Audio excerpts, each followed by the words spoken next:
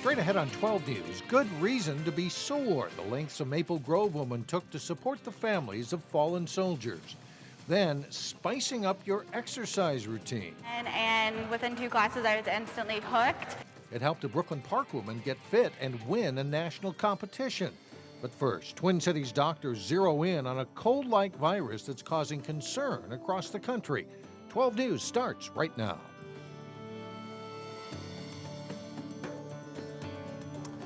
Hello, everyone, and thanks for joining us. Minnesota health officials are keeping a close eye on a respiratory virus that's hospitalized hundreds of people nationwide. So far, there are no confirmed cases of the virus here in Minnesota, but samples are being tested at the state's Department of Health. Reporter Cassie Bonstrom joins us now with more. And Cassie, is this a new virus? Well, Alex, strains of the enterovirus circulate every year, so there's really nothing new or mysterious about it. However, what's concerning for health officials this year is the large number of kids who have required hospitalization. Dr. Aaron DeVries says usually the symptoms of the virus are similar to a regular cold, but people with asthma or chronic health problems are more likely to have severe symptoms that require a doctor or hospital visit. Those individuals should be particularly mindful if they do develop coughing, more shortness of breath, wheezing that is not controlled by their regular asthma medicine. A spokesperson for children's hospitals and clinics says about a third of their patients in their ERs have asthma-like symptoms, and they're monitoring it closely. But again, no confirmed cases yet.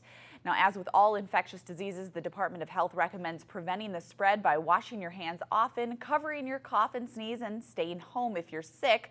Dr. DeVries says it's also time to think about the upcoming flu season and what you can do to stay healthy. Unlike this virus, Enterovirus 68, with influenza we do have an additional tool, and that's a vaccine.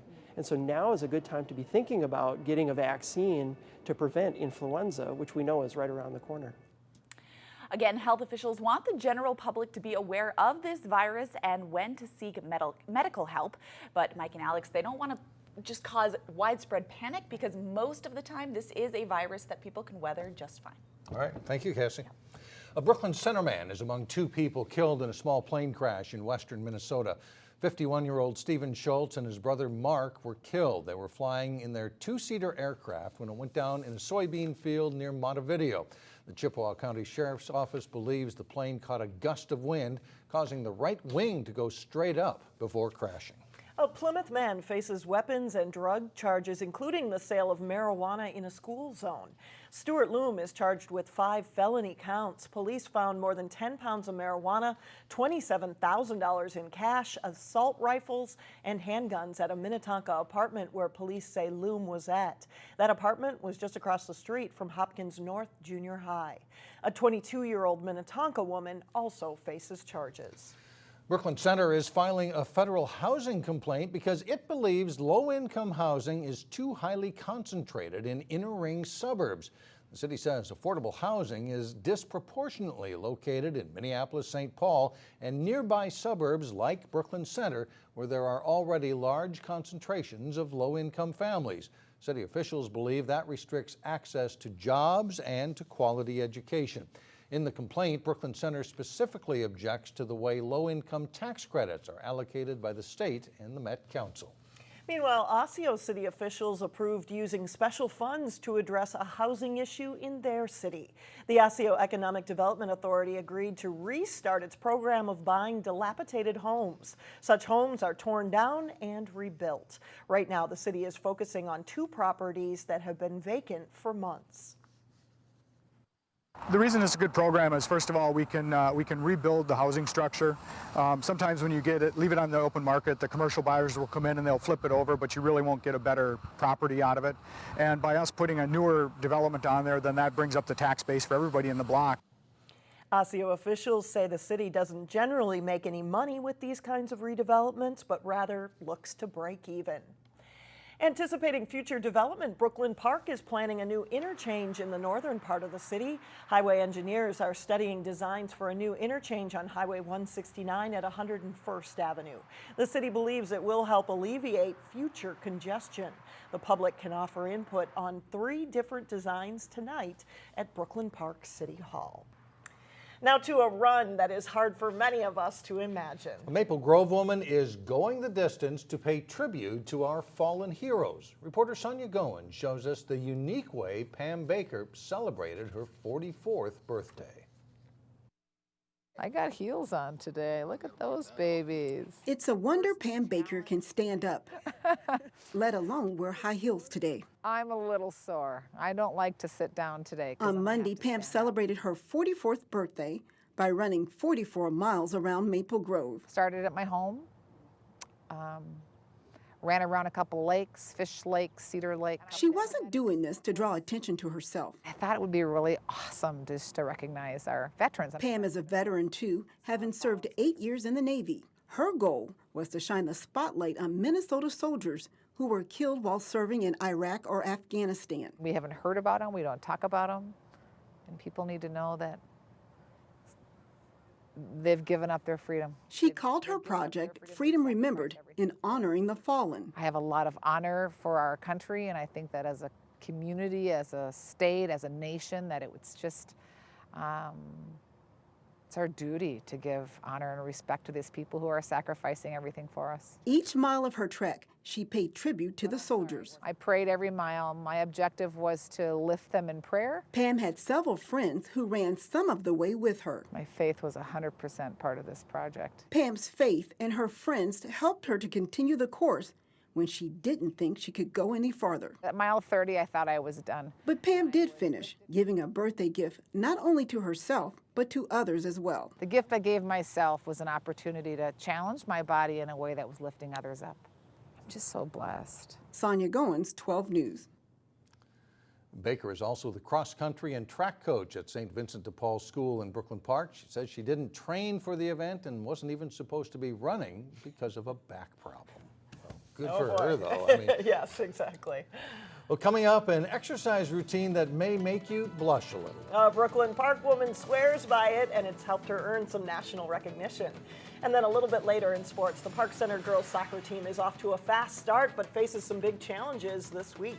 But first, a good time to change up your closet. Wednesday will feel jacket-worthy with highs only in the 50s. Golden Valley-based General Mills is seeking to better position itself in the organic foods market. The company purchased Berkeley, California-based Annie's Homegrown Foods for $820 million. It's the largest purchase yet in a series of organic food company acquisitions by General Mills. The deal is part of an effort to make up for languishing sales of traditional packaged foods. Well, experts say people should aim for at least 30 minutes of physical activity every day. But sometimes exercise at the gym can feel repetitive and boring. In today's Health Check, Delane Cleveland looks at a growing exercise trend that's given one Brooklyn Park woman some national accolades. For some people, taking a trip to the gym isn't the most enjoyable thing to do. And I hear that a lot. They come in to me and they say, I'm sick of the gym. I'm sick of the treadmill. I'm sick of lifting weights and not having fun and not being girly. The world of pole dancing addresses those concerns. We're doing the pull-ups, we're doing the push-ups, and it's just on a different apparatus. Jamie Wagner is an instructor at Dollhouse Pole Dance Studio in Minneapolis. I think it's still something that's a little taboo. When I tell my friends, my coworkers that I'm a pole instructor, what do you do? What exactly is that? Taboo or not, Okay, now you're gonna squeeze like a Superman. participants swear by the benefits. And push-up position down, lower your hips a little bit more. One of Jamie's students is Emily Aldrich, a Park Center grad from Brooklyn Park. I like to say that when you pole dance, you're working like complete full body. You have to point your toes. You have to be using every single muscle, your core to engage and to hold on to the pole and to stay where you need to stay. Emily's first class was last December. And within 2 classes, I was instantly hooked. She enjoyed it so much that a month later, she began training for competitions. And she has killed it.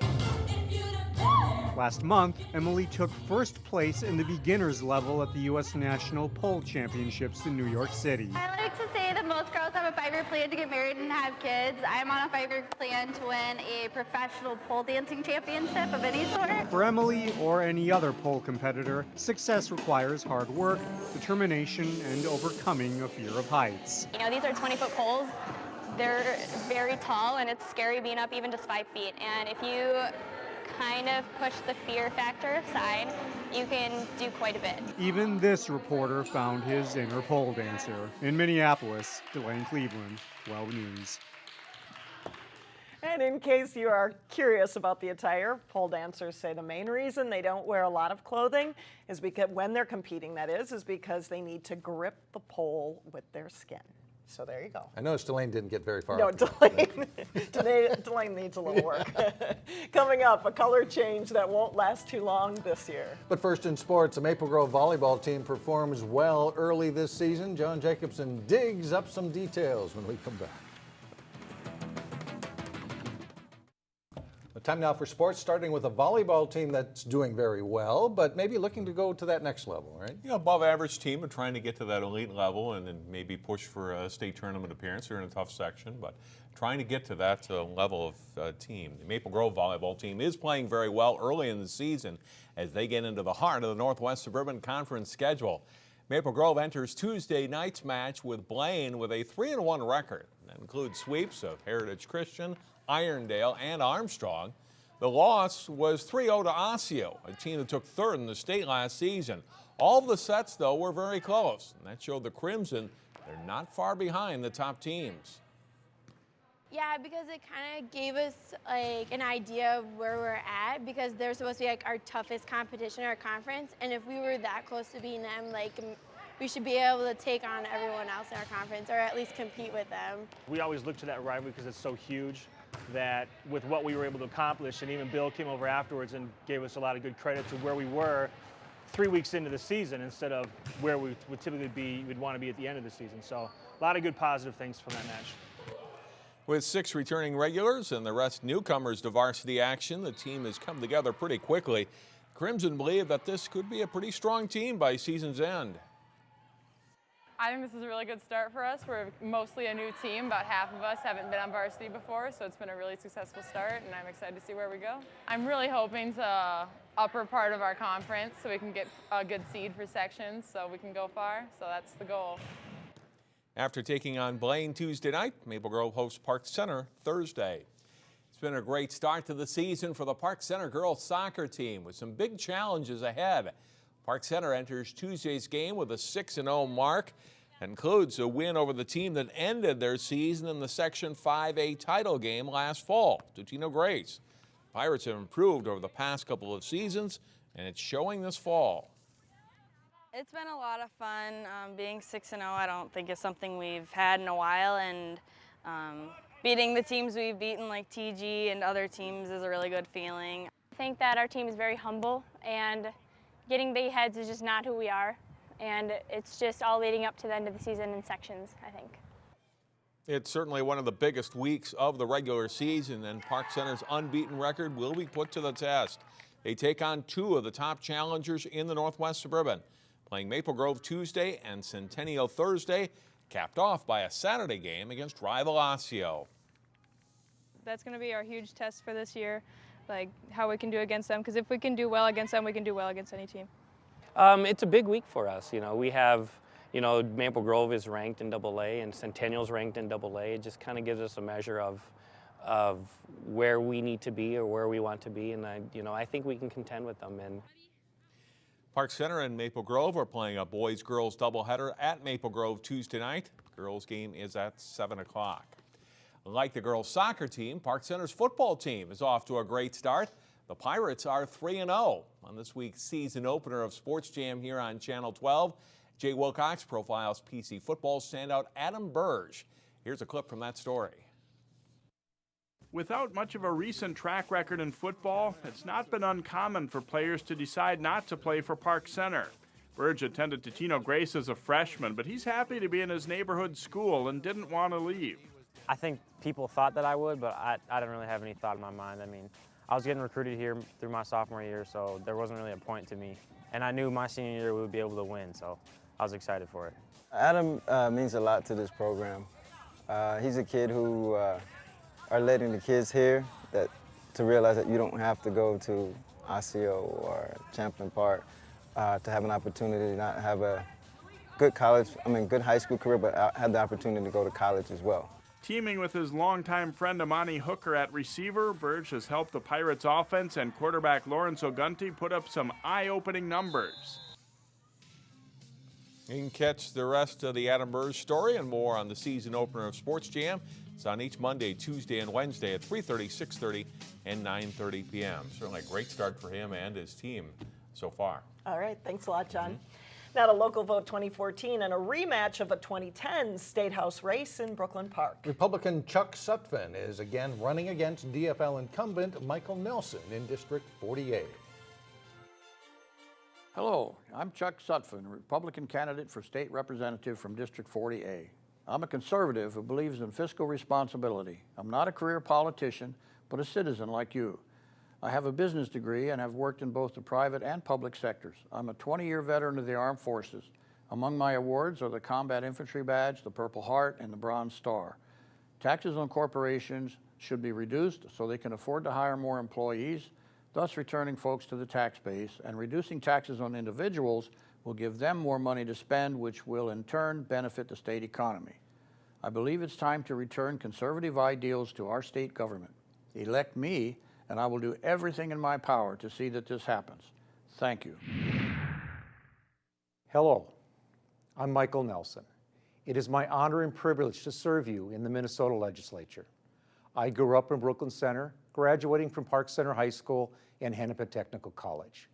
My wife and I chose to raise our 3 sons in Brooklyn Park. As a longtime resident from a working family, I understand the challenges facing our families, our community, and our state. If re-elected, I will continue to work to balance our state's budget in a responsible manner that protects our students, seniors, and working families. Our children and grandchildren need the opportunity to attend quality public schools and receive a quality education. I look forward to talking with you on the campaign trail, and I ask for your vote on November 4th. Wednesday on 12 News, we will look at a legislative race in Golden Valley. Still ahead, turning a new leaf across the state. The best way to embrace change in Minnesota when we come back. And finally, increasingly less green and more reds, oranges, and yellows. Yes, the prospect of fall will seem all too real on Wednesday with much chillier temperatures. It's also real on the DNR website, which has already started up its Fall Color Finder map for the season. Minnesota State Park staff members updated every Thursday, and this year we're told fall colors will move across the state very quickly. Friday lows, by the way, expected to be in the 30s, which I can't believe we're saying that already. Think of those colors, Yes, right? We'll see you again tomorrow. Thanks for joining us.